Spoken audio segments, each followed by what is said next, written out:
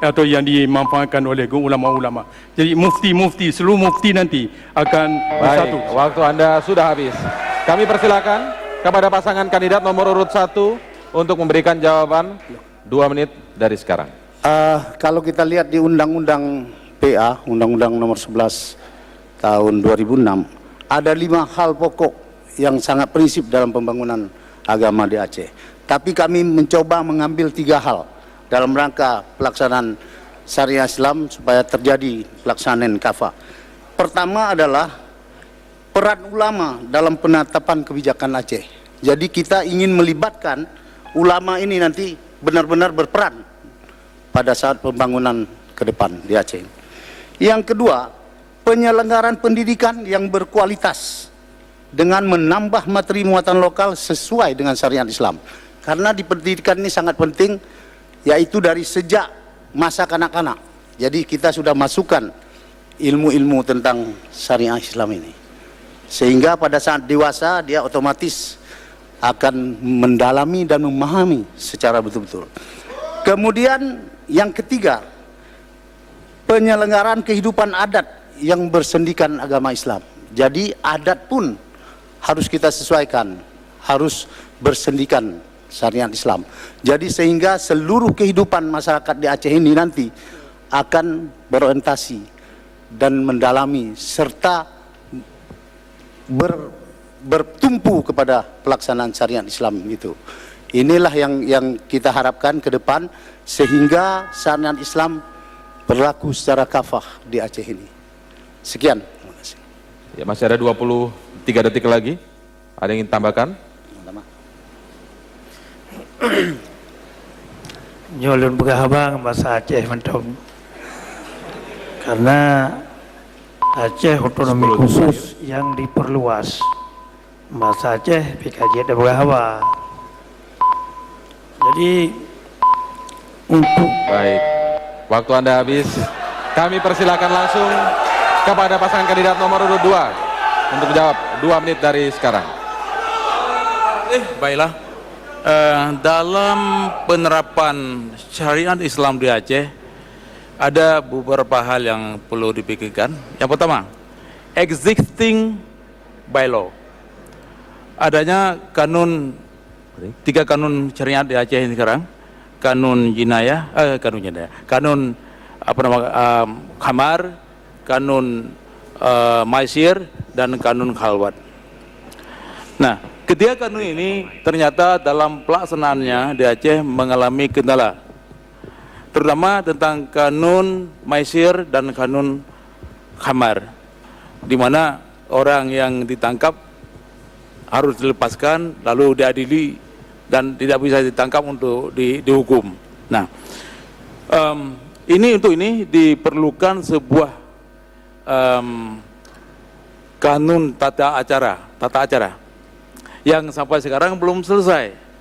Nah, dan ini yang mendesak untuk waktu singkat. Ya. Yang kedua, Aceh ini tidak hanya berbicara hukum dengan pengertian sempit, hukum cambuk, hukum potong tangan, malah yang lebih ekstrim hukum rajam. Tetapi perlu juga kita memikirkan bagaimana nilai-nilai Islam itu ada di dada dan di kepala semua orang Aceh. Nah itu butuh pendidikan.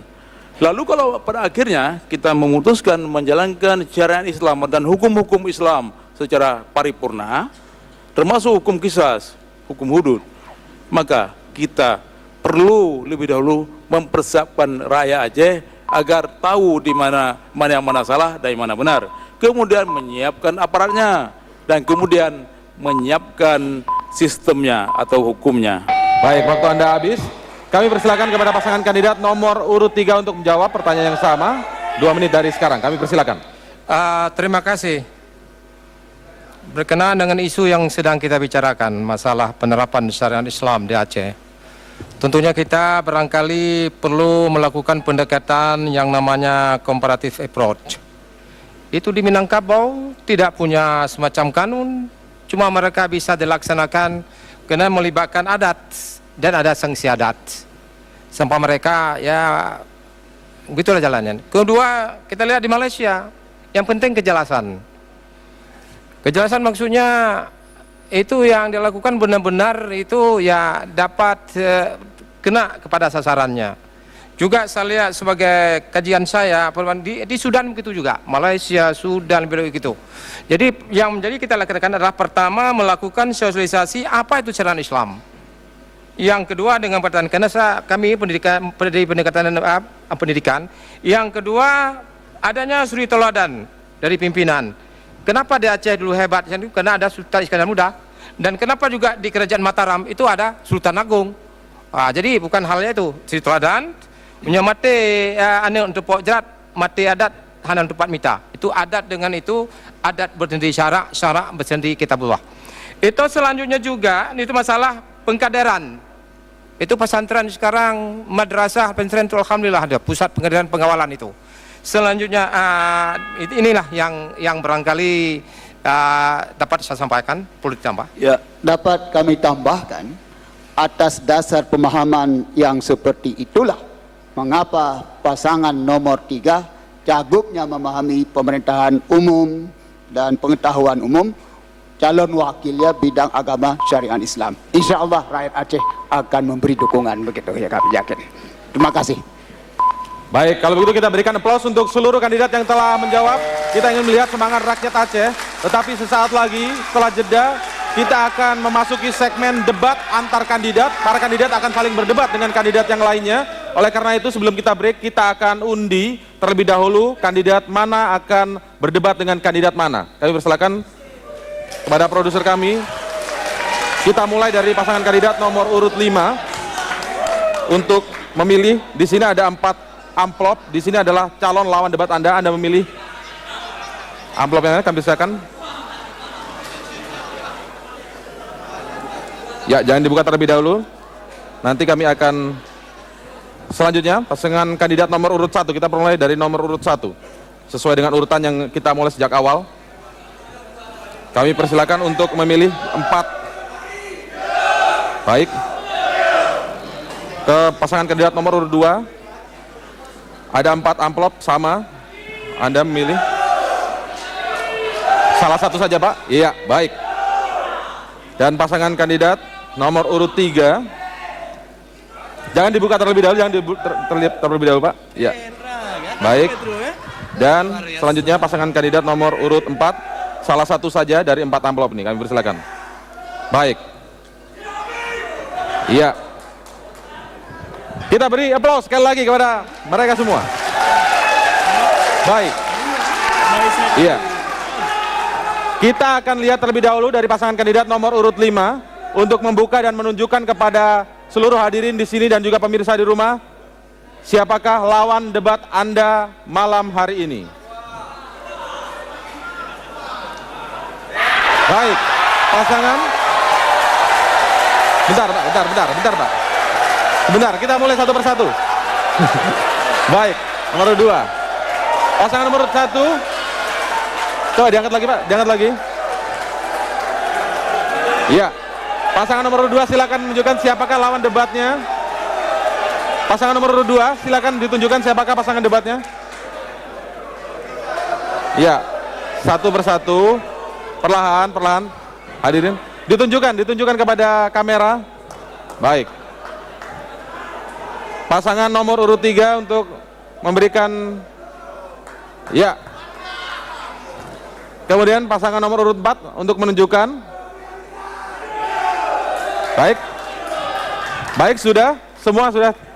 Baik, aturannya nanti kami perjelas terlebih dahulu sebelum kita break. Kami berikan aturannya terlebih dahulu. Nanti Anda sudah, mohon tenang terlebih dahulu, mohon tenang. Nanti Anda sudah memilih pasangan lawan debat Anda. Nanti Anda akan bertanya kepada para kandidat lawan debat Anda dengan waktu 1 menit. Dan lawan debat Anda menjawab juga durasi 1 menit. Setelah itu, lawan debat Anda yang telah Anda berikan pertanyaan tadi, ganti bertanya dengan waktu 1 menit, dan Anda tadi yang sudah bertanya, menjawabnya dengan durasi yang sama, 1 menit. Kita beri aplaus terlebih dahulu, kita akan lihat debat para kandidat ini, tetapi kita harus break terlebih dahulu untuk mengikuti headline news. pukul 21 waktu Indonesia Barat. Tapi sebelumnya kami ingin melihat semangat rakyat Aceh malam hari ini yang hadir dalam debat kandidat. Apakah Anda memang masih bersemangat untuk memilih calon-calon yang sudah hadir pada malam hari ini? Apakah Anda masih yakin dengan kandidat Anda saat ini? Ataukah Anda sudah berubah setelah melihat jawaban-jawabannya? Tapi yang pasti kita semua tepuk tangan untuk Provinsi Aceh malam hari ini. Baik. Kita harus break terlebih dahulu. Kita harus ikuti headline news pukul 21 waktu Indonesia Barat. Saat lagi.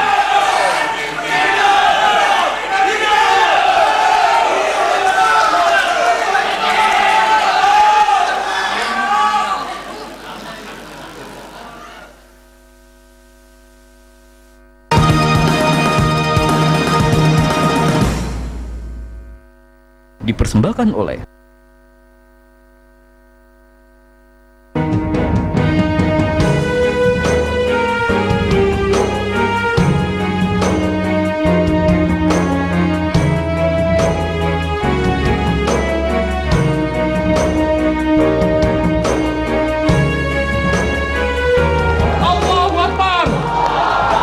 untuk masa depan Aceh yang bermartabat, sejahtera, berkeadilan, dan mandiri.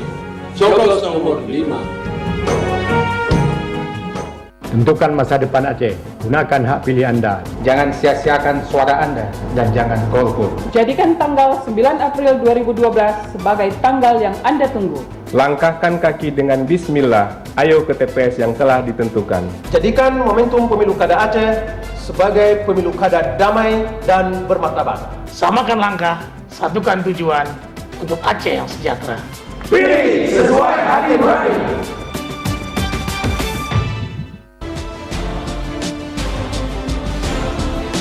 Pilih nomor 2 bersama Irwandi Yusuf Muhyan Yunan. Kita wujudkan kedaulatan ekonomi rakyat berbasis kedaulatan dan keadilan dalam pemanfaatan sumber daya alam yang berkelanjutan dan didukung oleh kompetensi sumber daya manusia yang berkualitas berlandaskan nilai-nilai Islami. Pilih nomor 2, Irwandi Yusuf Muhyan Yunan.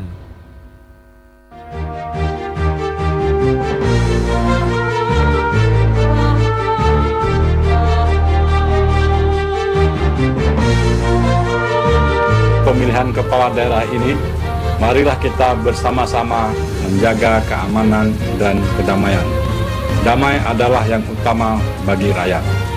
Mari kita sukseskan pemilu kada Aceh.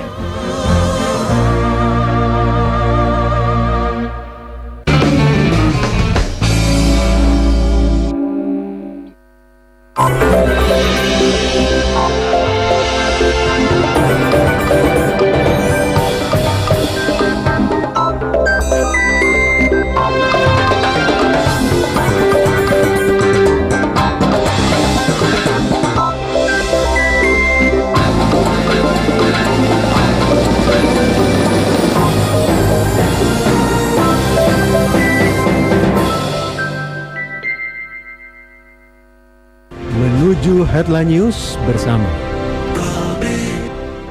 Cegah diabetes sebelum terlambat. Jalani 3J, hitung jumlah kalorinya, pilih jenis makanannya, dan atur jadwalnya. Minum Diabetasol 2 kali sehari. Diabetasol. Fatigon Spirit multivitamin dengan nano ginseng. Lebih berstamina, lebih bertenaga. Buktikan spiritmu. Fatigon Spirit, stamina lagi dan lagi.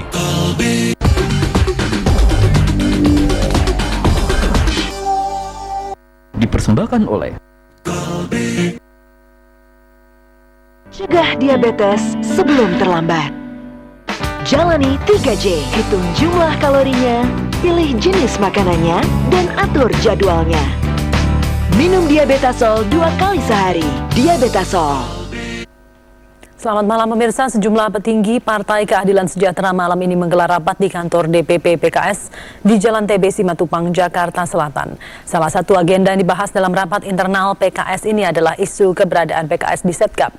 Untuk mengetahui perkembangan terkini dari rapat DPP PKS ini, kita bergabung dengan Melvia Mayfitri. Melvia, apakah sudah ada keterangan yang disampaikan petinggi PKS terkait hasil rapat malam ini? Ya Zelda, hingga pukul 9 ini rapat para petinggi Partai Keadilan Sejahtera masih berlangsung di kantor DPP PKS di TB Simatupang.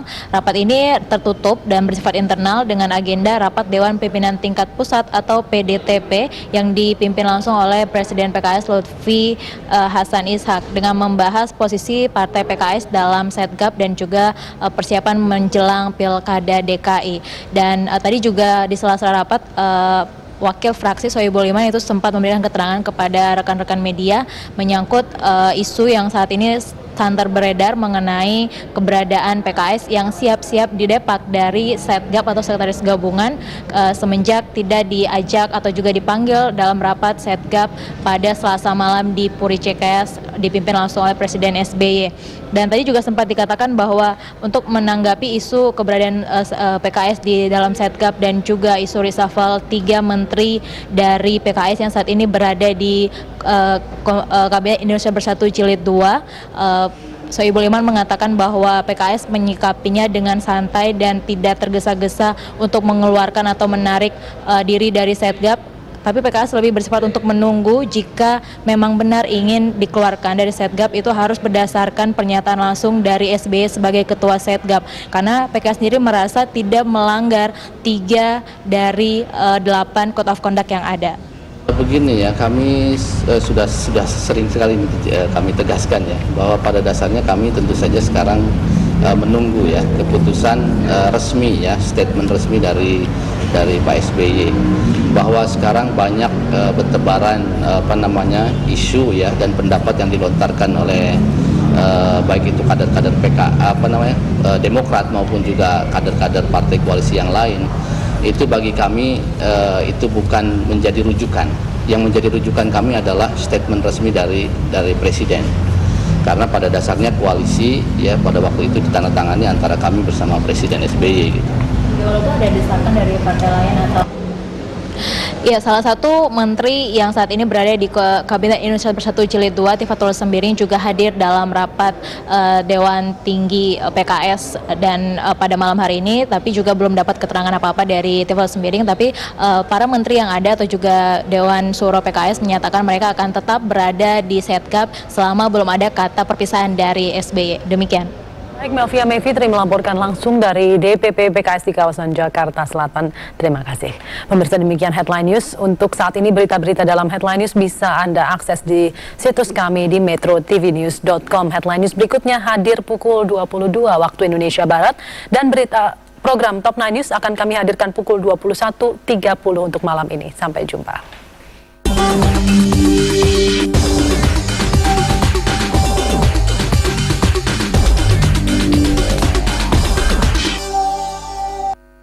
Cegah diabetes sebelum terlambat.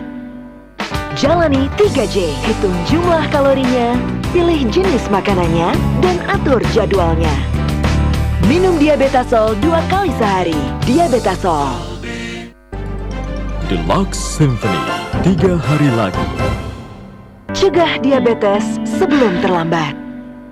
Jalani 3J, hitung jumlah kalorinya, pilih jenis makanannya, dan atur jadwalnya. Minum Diabetasol 2 kali sehari. Diabetasol.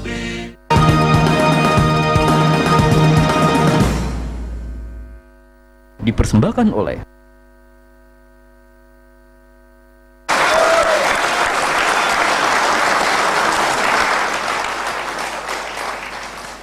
Ya, baiklah, terima kasih. Anda masih terus menyaksikan debat kandidat gubernur dan wakil gubernur Provinsi Aceh untuk periode 2012-2017. Tadi sebelum break kita sudah saksikan bagaimana pengundian lawan debat, karena pada segmen ini para kandidat akan saling berdebat dengan kandidat lainnya. Kita mulai dari kandidat nomor urut 5, tadi memilih lawan debat pasangan nomor urut 2. Kami persilakan, waktunya singkat.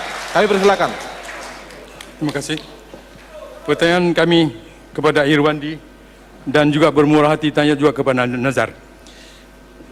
Waktu saudara menjadi gubernur dan wakil gubernur dulu, yang perlu ditanyakan ada ataupun dipertegaskan tentang instruksi Presiden nomor 15 tahun 2005 tentang pelaksanaan MIU dan bukti-buktinya, termasuk persoalan perbatasan Aceh, bendera Aceh, himna, simbol dan lembaga wali negara yang menjadi perhatian kita di Helsinki.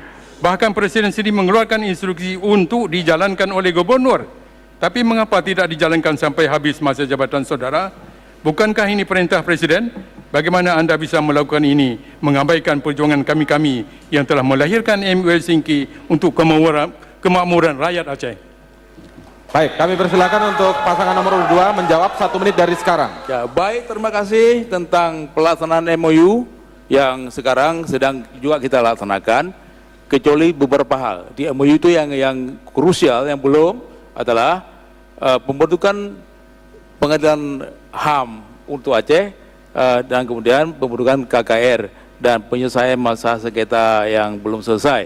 Tentang himne, lagu dan segalanya itu termaktub dalam Undang-Undang PA yang mengatakan bahwa dalam undang-undang itu yang membuat kita tentang himne, logo dan bendera adalah DPRA hasil pelantikan 2009.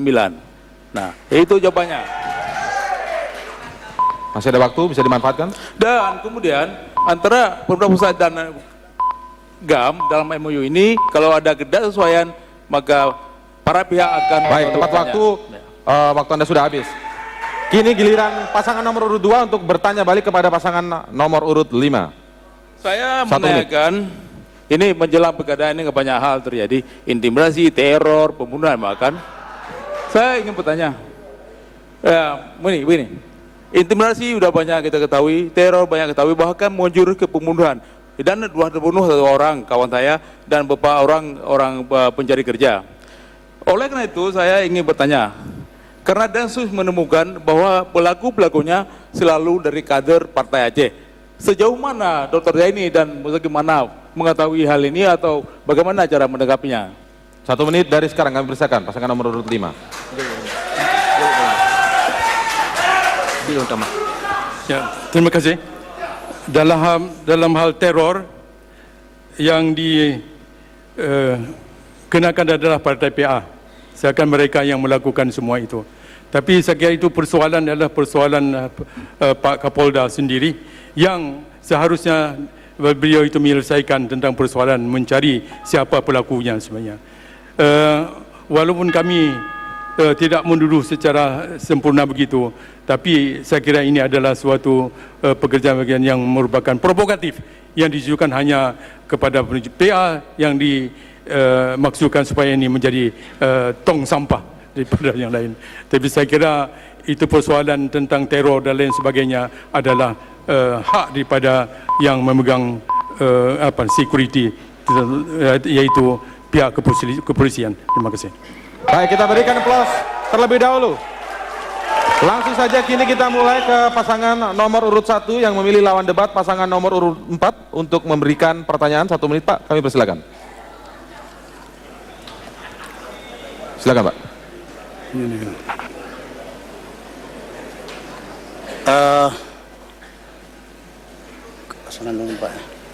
Kalau kita lihat saat ini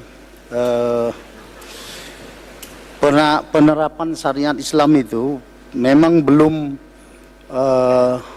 terlaksana sepenuhnya. Nah, kemudian di sini juga tentu ada hukum-hukum yang bersifat nasional. Nah, kita ingin menanyakan bagaimana caranya atau apa yang harus dilakukan supaya sinkron antara hukum yang berdasarkan syariat Islam itu dengan hukum nasional. Baik, kami persilakan pasangan nomor urut 4 sebagai lawan debat. 1 menit dari sekarang. Terima kasih. Penerapan syariat Islam di Aceh itu secara hukum juga harus di backup oleh pemerintah pusat. Dan selama ini, misalnya pengalaman saya menjadi Wagub, itu kita sudah mencoba meyakinkan Mahkamah Agung dan lain-lain supaya ada sinkronisasi. syariat Islam tetap berjalan, tetapi tentu tidak melanggar aturan-aturan yang dibuat di tingkat nasional. Dalam definisi pemerintah seperti itu, pemerintah pusat maksud saya. Dan yang paling penting sebenarnya adalah bagaimana meningkatkan kesadaran agar orang paham melaksanakan syariah, menghargai orang lain, membawa nilai dalam kehidupan ekonomi, dalam kehidupan pembangunan, dalam kehidupan perdamaian, itu justru lebih penting. Tidak boleh terjebak pada sekedar mekanisme hukumnya. Tetapi mekanisme hukumnya tetap harus diselesaikan beberapa hal yang terkait seperti WH dan lain-lain, sehingga Aceh tak masalah pada mata siapapun. Baik, waktu Anda habis. Kini giliran pasangan nomor urut 4 untuk bertanya balik kepada pasangan nomor urut 1. Saya ingin bertanya kepada Abi dan Bang Suryansyah, saudara saya dan kawan saya, bahwa ini bagaimana Abi nanti dan Pak Suryansyah mengelola pemerintahan dengan keadaan seperti ini, sangat keras. Abi pasti paham bagaimana caranya ini mengelola pemerintahan di Aceh supaya benar-benar menjadi normal kembali. Sementara Abi maju dengan independen dan bagaimana pula mendapatkan dukungan DPRA nanti. Terima kasih. Baik, 1 menit. Dari sekarang kami persilakan pasangan nomor urut 1. Dengan cara musyawarah.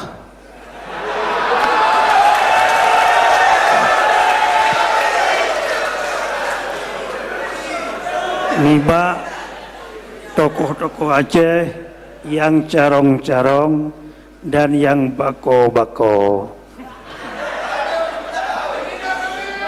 Jadi, ulun hana pertanyaan ali kepada Tengku Nazar, karena nyo kan tak minta pasangan pagi, malahan nyo tajak mupakat nyamban.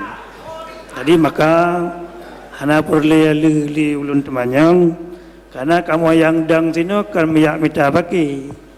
Mejak mupakat, amangat terlaksananya pemerintahan Aceh ke depan yang lebih jauh, lebih giat, lebih makmur. Ya, waktunya habis.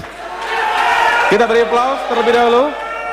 Dan langsung kita bergeser ke pasangan nomor urut 2 untuk memberikan pertanyaan kepada lawan debatnya yang telah dipilih tadi, pasangan nomor urut 1. Kami persilakan. Baik, terima kasih.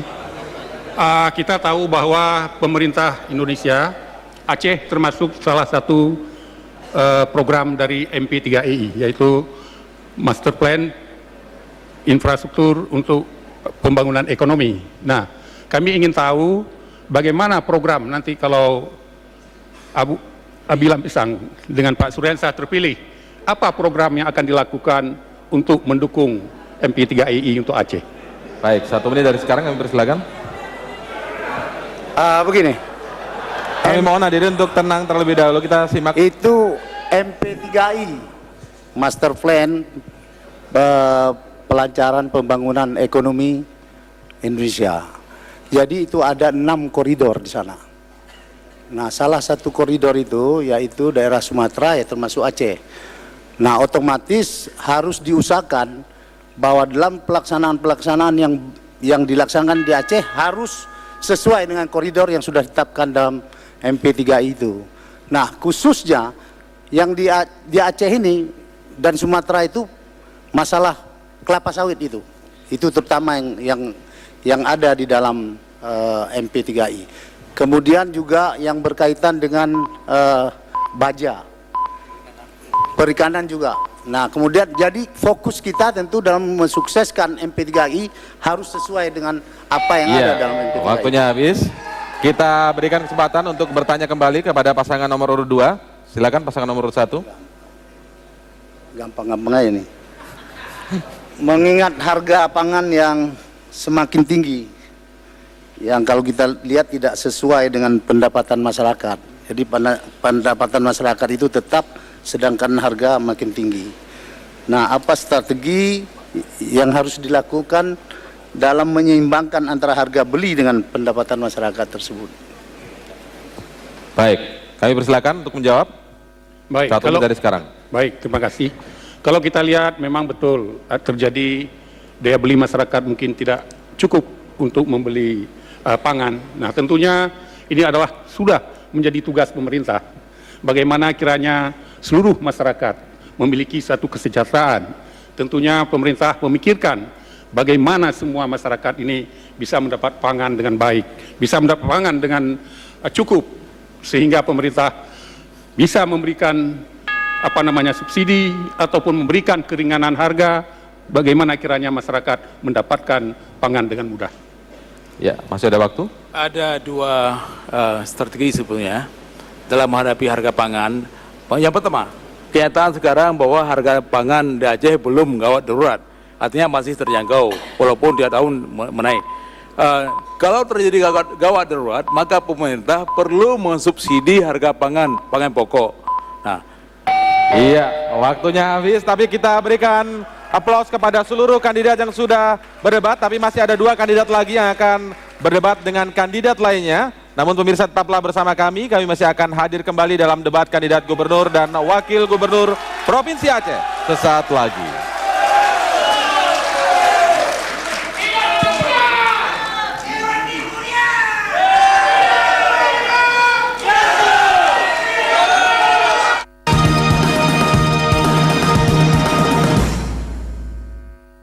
Dipersembahkan oleh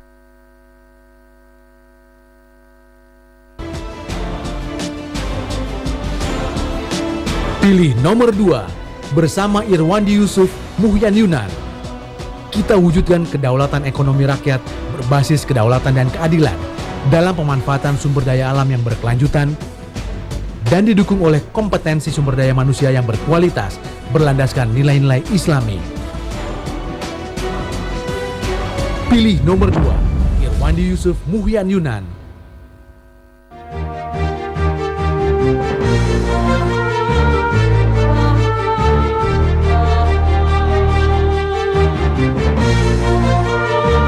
Pemilihan kepala daerah ini, marilah kita bersama-sama menjaga keamanan dan kedamaian. Damai adalah yang utama bagi rakyat. Mari kita sukseskan pemilu kada Aceh.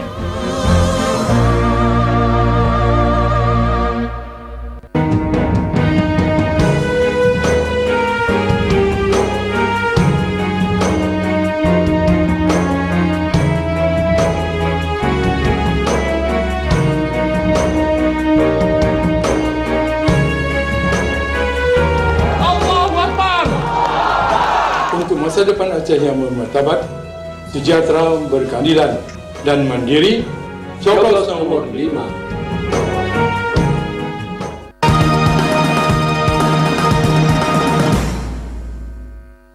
Dipersembahkan oleh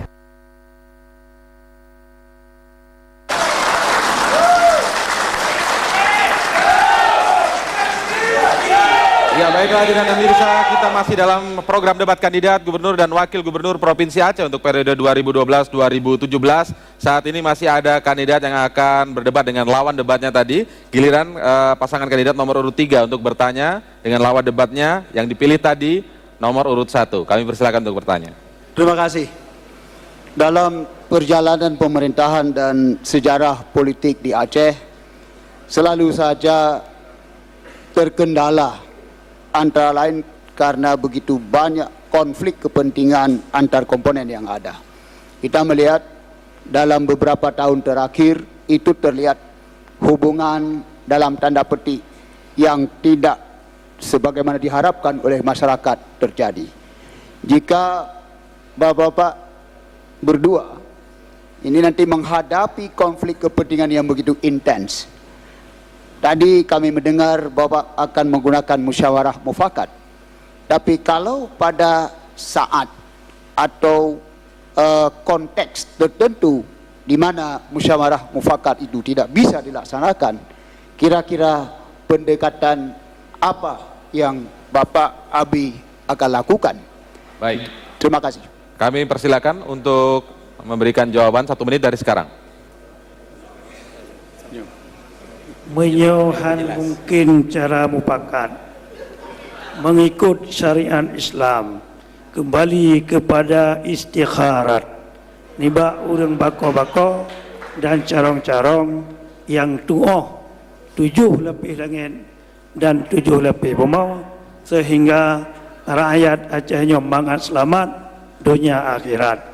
Dan ulun hana ulun tumanyang li Bapak Darni selaku Korea Kedanyau.